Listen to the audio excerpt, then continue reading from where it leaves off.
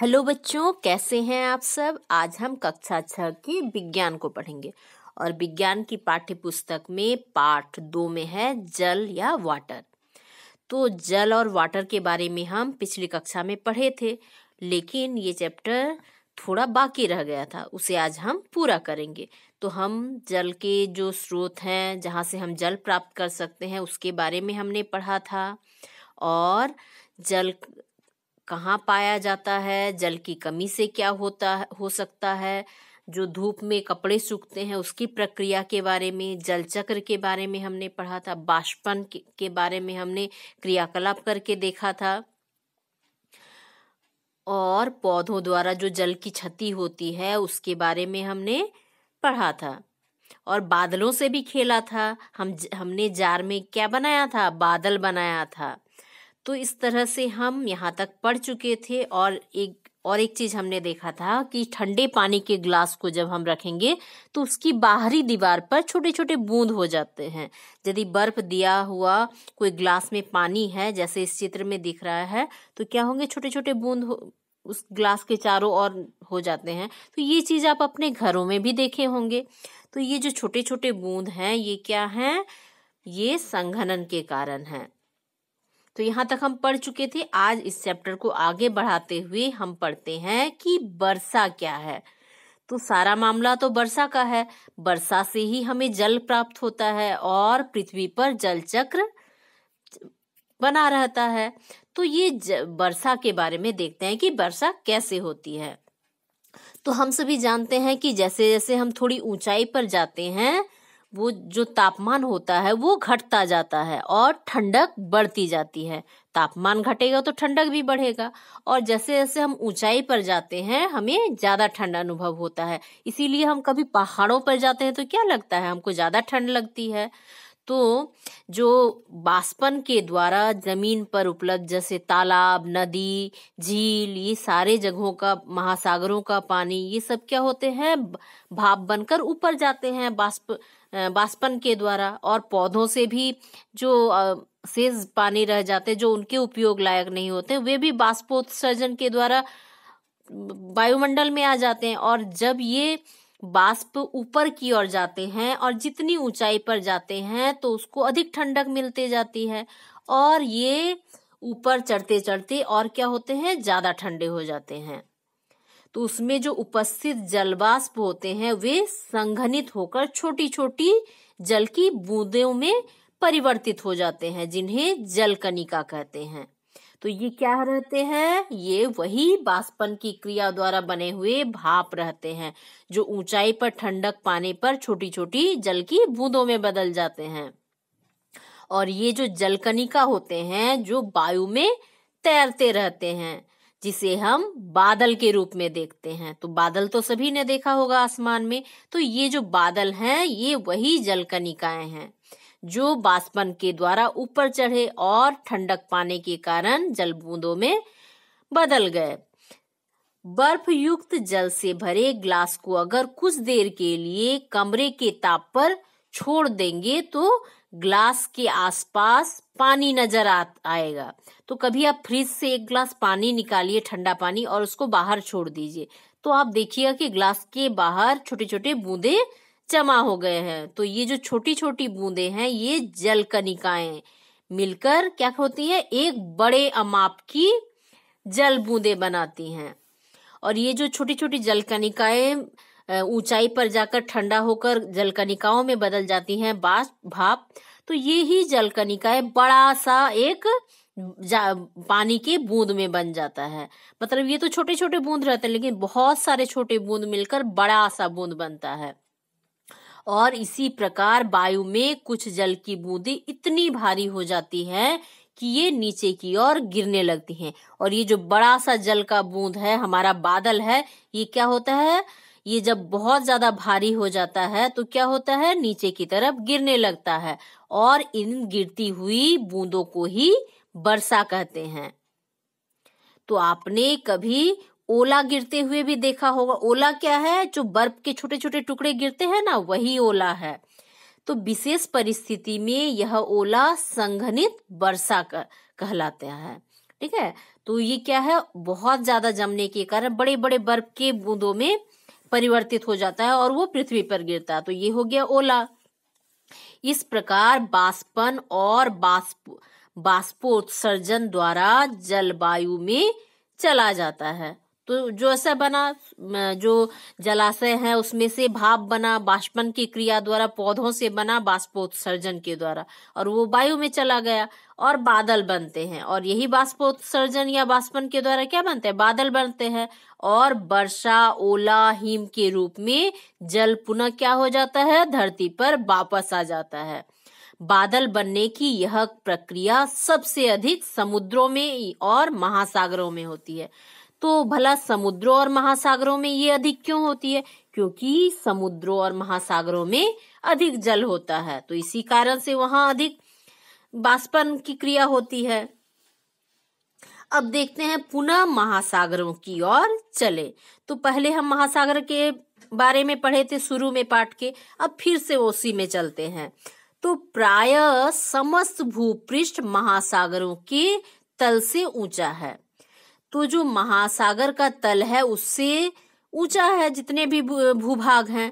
तो जितने भी पानी भूमि में गिरता है अंततः वहां कहाँ पहुंच जाता है, महासागर में, क्योंकि जल भाग, जो स्थल भाग है वो ऊंचा है और जो जल भाग है महासागर है वो थोड़ा नीचे है, और महासागरों का जो तली है वो काफी नीचे है जितने भी भूभाग हैं। तो जितना जहाँ ये पृथ्वी पर जितनी भी वर्षा होती है वो सारा बहकर कहाँ चल जाता है, महासागरों में। नदियों का पानी भी कहाँ जाकर मिलता है, महासागरों में मिलता है, और यह अलग अलग ढंग से होता है। तो इसको आगे चित्र में देखते हैं। देखिए ये हो गया महासागर। तो वर्षा हुआ पृथ्वी पर तो क्या हुआ, वह बहकर नदियों में चला गया, नदी से होते हुए वे समुद्र में पहुंच गया। अब देखिए ये जो जल चक्र की प्रक्रिया है उसको देखते हैं। ये है जल चक्र। ये हो गया महासागर के पानी का क्या हो गया, बाष्पीकरण हो रहा है, बाष्पन हो रहा है। और ये पेड़ पौधे भी क्या करते हैं, जो जलवाष्प वायुमंडल में छोड़ देते हैं, वो हो गया बाष्पोत्सर्जन।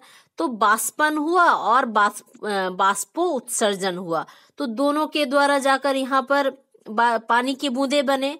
फिर यहाँ संघनन का क्रिया हुआ, फिर संघनन की क्रिया से बादल बने, और ये बादल जब भारी हो गए, ठंडक मिली, तो ये वर्षा के रूप में पृथ्वी पर आ गए। फिर वापस चले गए महासागरों में, पानी बहते हुए नदियों के पानी में तालाबों से होते हुए कहाँ पहुंच गए, वे महासागरों में पहुंच गए। तो ये क्या होगा, एक चक्र जैसा बन गया, मतलब जहां से शुरू हुआ वापस पानी वहीं आ गया। तो ये क्या हो गया, जल चक्र हो गया। पर्वतों पर गिरा बर्फ पिघलकर जल बन जाता है, और यह जल कहाँ हो जाता है, पर्वतों से होते हुए नदियों, झरनों आदि में गिरता है। तो जहां भी जल हो, चाहे वो ठोस अवस्था में हो, द्रव्य अवस्था में हो, वो वापस जो जल चक्र है उसमें शामिल हो जाता है। जैसे हमारे देश के उत्तर भाग में हिमालय है, हिमालय में बर्फ हमेशा बर्फ से ढका रहता है क्योंकि काफी ऊंचाई पर है। तो वहां के बर्फ भी गर्मियों में पिघलकर क्या होते हैं, बहते हुए नदियों में, झरनों में, झीलों में पहुंच जाते हैं। फिर वो उसी जल चक्र में शामिल हो जाते हैं। वर्षा का कुछ पानी भूमि द्वारा सोख लिया जाता है और मिट्टी में विलुप्त हो जाता है, और यह पानी क्या हो गया, भौम जल हो गया, जो मैंने आगे आपको बताया था। तो ये हो गया एक प्रक्रिया।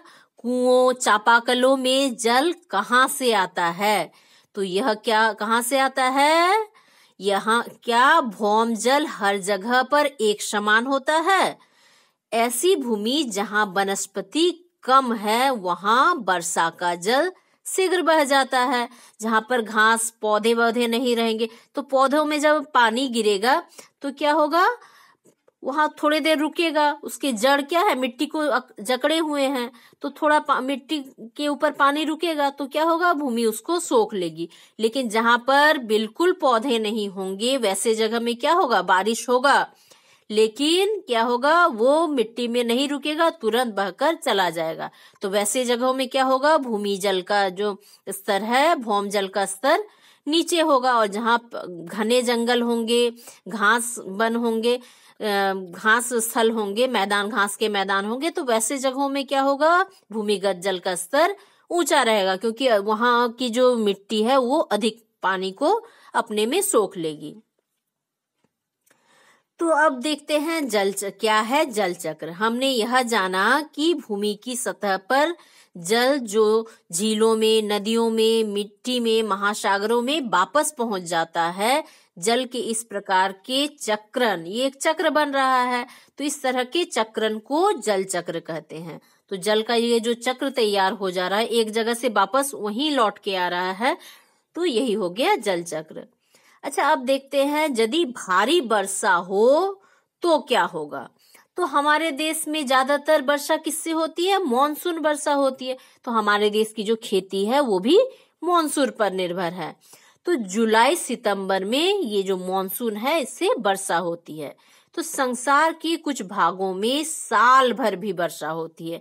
तो हमारे यहाँ तो कुछ महीने वर्षा होती है, लेकिन कुछ ऐसे भाग हैं जहां पर सालों वर्षा होती है। जैसे हमारे देश का जो मेघालय राज्य है, वहां भी क्या होते हैं, सालों भर वर्षा होती है। और इसी कारण से इसको क्या कहा जाता है, मेघालय, मेघों का घर, क्योंकि मेघ वहां हमेशा बसेरा डाल के रखते हैं और हमेशा बरसते रहते हैं। तो ऐसी जगहों में क्या होती है, सालों भर वर्षा होती है।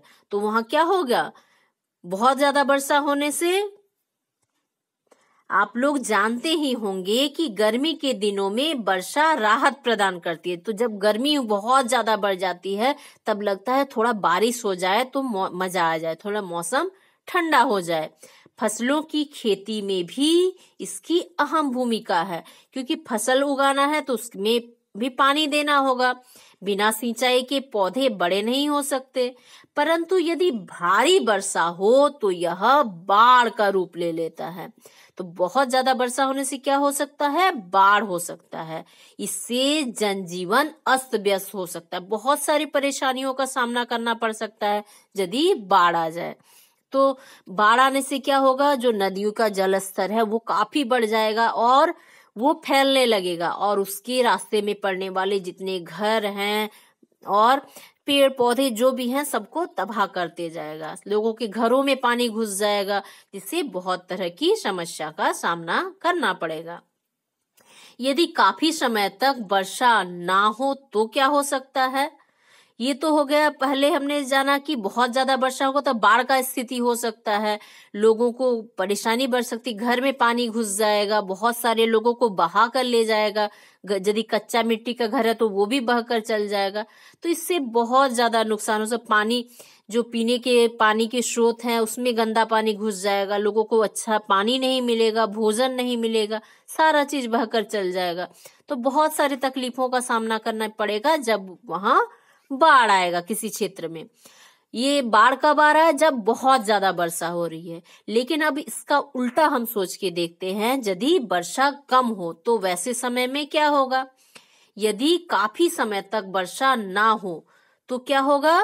तो क्या आप कल्पना कर सकते हैं कि यदि किसी क्षेत्र में अधिक समय तक वर्षा ना हो तो क्या होगा।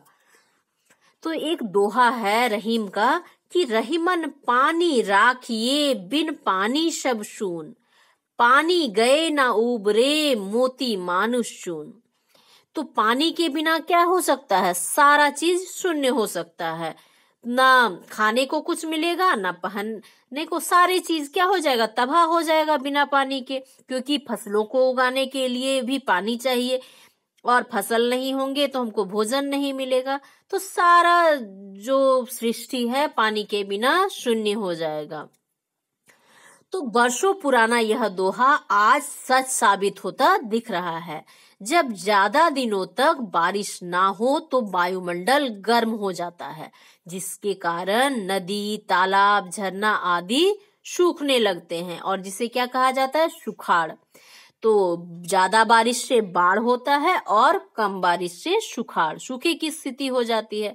सूखे की स्थिति में खाद्यान्न और चारा भी प्राप्त होना दुर्लभ हो जाता है।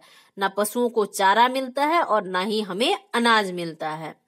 तो क्या आप अंदाजा लगा सकते हैं कि सूखा जो प्रभावित क्षेत्र हैं वहां रहने वाले लोगों को किन किन कठिनाइयों का सामना करना पड़ेगा। जैसे हमारे देश में जैसे राजस्थान है, जहाँ बहुत कम वर्षा होती है, तो ऐसे जगह में क्या है, मरुस्थल की स्थिति हो गई है। तो यहाँ पेड़ पौधे भी काफी कम उगते हैं, अनाज भी बहुत कम उगते हैं, और उनके पशुओं को भी चारा नहीं मिल पाता, साथ ही पीने के पानी का भी दिक्कत हो जाता है। तो इस तरह से बहुत सारे दिक्कतों का उनको सामना करना पड़ता है। तो इन परिस्थितियों में पशुओं और पेड़ों का क्या होता होगा, तो थोड़ा आप कल्पना कीजिए। अपने अभिभावक जो है, आपके गार्जियन हैं, उनसे अथवा समाचार पत्रों पत्रिकाओं में पढ़कर इसके बारे में और ज्यादा जानकारी प्राप्त करने का आप कोशिश कीजिए। तो हम सभी अब समझ सकते हैं कि वर्षा की अधिकता और न्यूनता दोनों ही हानिकारक है। जितना नुकसान करता है बहुत ज्यादा बारिश, उतना ही नुकसान करता है बहुत कम बारिश। तो दोनों ही परिस्थितियां बहुत खराब है, काफी कठिनाई हो जाती है दोनों ही परिस्थितियों में। तो हमें इन परिस्थितियों से निपटने के लिए कुछ तैयारियां करनी चाहिए। खासतौर पर पीने योग्य पानी का संरक्षण सबसे आवश्यक है। तो जब सुखाड़ या फिर बाढ़ की स्थिति होती है, तो सबसे ज्यादा समस्या क्या होता है, पीने के लिए पानी मिलना मुश्किल हो जाता है। तो उसको संरक्षित करना, उसकी व्यवस्था या फिर उसको स्टोर करके रखना, वही सबसे बड़ा काम हो जाता है उस समय। तो आपने सुना ही होगा कि जल ही जीवन है। तो सच में जल ही जीवन है, बिना जल के हम जीवित नहीं रह सकते। इसलिए यह आवश्यक है कि जल का विवेकपूर्ण उपयोग किया जाए।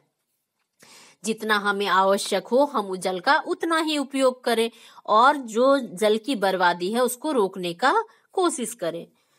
वर्षा जल संग्रहण, तो इसके लिए क्या कर सकते हैं, जो बारिश में हमें बहुत पानी मिलता है, जो हमारे यहाँ मानसून से बारिश होता है, तो उसमें जो बारिश का पानी होता है उसको हम संरक्षण करके रख सकते हैं। और ये जो प्रक्रिया है इसको कहते हैं रेन वाटर हार्वेस्टिंग। तो जल की उपलब्धता में वृद्धि करने का एक सरल उपाय है वर्षा जल को संग्रहित करना। तो हमारे आसपास वर्षा का जल बहकर बर्बाद हो जाता है। क्या होता है, बारिश होता है और वो नालियों में, सड़कों पर बहकर चला जाता है। अतः इस जल को घरों में वापस लाने के लिए हमें अत्यधिक प्रयास करने की आवश्यकता है।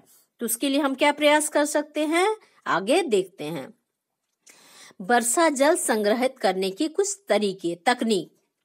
तो छत के ऊपर वर्षा जल संग्रहण, तो इसके लिए क्या कर सकते हैं, छत के ऊपर सारा पानी गिरता है, तो छत के ऊपर हम कुछ ऐसा सिस्टम तैयार कर सकते हैं जिससे जो बारिश का पानी है वो एकत्र हो सके, सुरक्षित रह सकते हमें हमारे भविष्य में उपयोग के लिए। तो क्या करेंगे, भवनों की छत पर एकत्रित जल को पाइपलाइन के माध्यम से भंडारण टैंक में पाइपों द्वारा पहुंचाया जाता है। तो ये जो छत होता है, छत में पाइपलाइन यहाँ जोड़ दिया जाता है और यहाँ एक भंडारण टैंक बना दिया जाता है। तो यहाँ पर बारिश का पानी आया, इसको पाइप के द्वारा जो भूमि के नीचे टैंक बना हुआ है उसमें जमा कर लिया जा रहा है।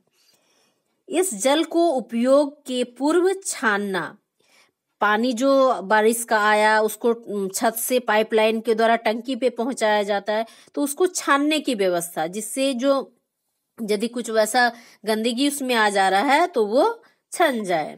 ठीक है, छानने की व्यवस्था करेंगे। और इस वर्षा जल को भौम जल की पुनः पूर्ति के लिए भी इस्तेमाल किया जा सकता है। और क्या किया जा सकता है, एक तो उसको टैंक में डाला जा सकता है, और दूसरा क्या किया जा सकता है, उसको छत से पाइप के द्वारा फिर से मिट्टी में प्रवेश कराया जा सकता है, जिससे भूमिगत जल का जो स्तर है वो भी ऊंचा हो। तो देखिए इस तरह का ये है घर का छत, छत पर वर्षा जल संग्रह, ये घर हो गया। घर का ऊपर क्या है, छत है। छत में बारिश, यह बादल से वर्षा हो रही है और यहाँ पाइप जुड़ा हुआ है। देखिए पाइप कहाँ तक आई, ये टंकी तक आई है। तो यहाँ क्या करेंगे, यहाँ ये देखिए ये भूमि का लेवल है, भूमि के नीचे ये टैंक बना हुआ है। तो बारिश का पानी जब पाइपों के द्वारा ये टैंक में आ जाएगा छनते हुए, अब यहाँ स्टोर हो गया। तो इस तरह से वर्षा के जल को संग्रह किया जा सकता है और ये प्रक्रिया है रेन वाटर हार्वेस्टिंग या वर्षा जल संग्रहण। तो ये प्रक्रिया आप भी अपने घरों में कर सकते हैं। आप अपने अभिभावकों को समझाइए, आपके माता पिता को समझाइए कि हम इस तरह से पानी को बर्बाद होने से बचा सकते हैं, क्योंकि पानी बहुत कीमती है। जब गर्मियां बढ़ती है, पानी की कमी होती है, तब हम इसके कमी को समझ सकते हैं और उसके कारण बहुत सारी कठिनाई का सामना करना पड़ता है। आपके आसपास के लोगों को, आपको भी शायद उस परिस्थिति से गुजरना पड़ता है। अब देखते हैं खुले जगहों से वर्षा जल संग्रह। अब तो आप अपने घर के छत से वर्षा जल संग्रह कर रहे हैं, लेकिन यदि खुले जगह है वहां वर्षा के जल को कैसे संग्रह करेंगे? तो इस प्रणाली में रिसने वाला गड्ढा बनाकर निकास नली द्वारा वर्षा जल को भौम जल का स्तर बढ़ाने के काम में लाया जा सकता है। तो इसके लिए क्या किया जा सकता है? एक गड्ढा बनाया जा सकता है और उसमें उसका जो सोकपीट, ठीक है, तो सोकपीट बनाया जा सकता है। उसमें क्या होगा कि पानी उसमें जाएगा और रिसते हुए मिट्टी के नीचे चला जाएगा। तो जो पानी होगा घर का या फिर बाहर का जो पानी होगा उसको सोकपीट के द्वारा नीचे चला जाएगा, या फिर छोटे छोटे गड्ढे बनाकर उसमें भी पानी संग्रह की व्यवस्था की जाएगी। उसको डोभा या फिर छोटे छोटे तालाब बोला जा सकता है। तो तालाब या फिर डोभा बनाकर भी ये काम किया जा सकता है। जो खुले जगहों में ये जैसे चित्र में दिख रहा है ना, छोटा छोटा गड्ढा बना दिया गया है, तो ये है डोभा। तो इस तरह के डोभा बनाकर क्या किया जा सकता है? पानी का संग्रह किया जा सकता है। झारखंड में औसतन 1200 से 1300 मिमी बारिश होती है, तो इसमें 20% पानी का ही संरक्षण होता है और शेष वर्षा जल उर्वरक मिट्टी को लेकर बह जाता है। तो बहुत कम पानी का ही संग्रह हो पाता है और बाकी क्या है, मिट्टी का ऊपरी परत में ह्यूमस होता है, जो उपजाऊपन होता है। उपजाऊ किसके कारण होता है? उसी ह्यूमस के कारण। लेकिन जब बारिश का पानी बह के चला जाता है तो साथ में उस ऊपरी जो लेयर है मिट्टी का उसको भी बहाकर ले जाता है। तो राज्य सरकार ने गांवों में डोभा निर्माण के माध्यम से जल संग्रह का कार्य किया है। तो इस तरह से झारखंड में कार्य हुए हैं। डोभा बनाया गया है जिसमें पानी जमा रहेगा और पानी जब जमा रहेगा तो धीरे धीरे मिट्टी के अंदर भी रिसता हुआ चला जाएगा। तो मनुष्य के भार का 65% भाग जल है। मनुष्य भोजन के बिना कई सप्ताह तक जीवित रह सकता है, परंतु जल के बिना वह केवल 6 दिन तक ही जीवित रह सकता है। तो कितना जरूरी है सोचिए हमारे लिए जल। तो हमने इस पाठ में सीखा कि जल जीवन के लिए आवश्यक है। जलवाष्प वायु में संघनित होकर वर्षा, हिमपात और ओले का रूप ले लेती हैं। वर्षा, ओले तथा हिम नदियों, झीलों, तालाबों, कुओं तथा मिट्टी में जल की पुनः पूर्ति करते हैं। महासागरों तथा जलीय भागों के बीच जल के चक्रण को जल चक्र कहते हैं। अत्यधिक वर्षा से बाढ़ की स्थिति उत्पन्न होती है, जबकि लंबे समय तक वर्षा न होने से सूखा पड़ सकता है। पृथ्वी पर उपयोग करने योग्य जल की मात्रा सीमित है, बहुत कम है, इसलिए विवेकपूर्ण उपयोग की आवश्यकता है, उसको संरक्षण करते हुए। जल की उपलब्धता में वृद्धि करने के लिए वर्षा जल का संग्रहण आवश्यक है, क्योंकि वर्षा से ही हमें जल प्राप्त होता है, मीठा पानी या फिर पीने योग्य उपयोगी पानी। इसलिए वर्षा जल का संग्रह बहुत आवश्यक है। अब देखिए चैप्टर में कुछ प्रश्न है, जैसे पहला है सही विकल्पों पर सही का निशान लगाइए। तो पहला है निम्नलिखित में कौन सी प्रक्रिया बादल के बनने में शामिल है?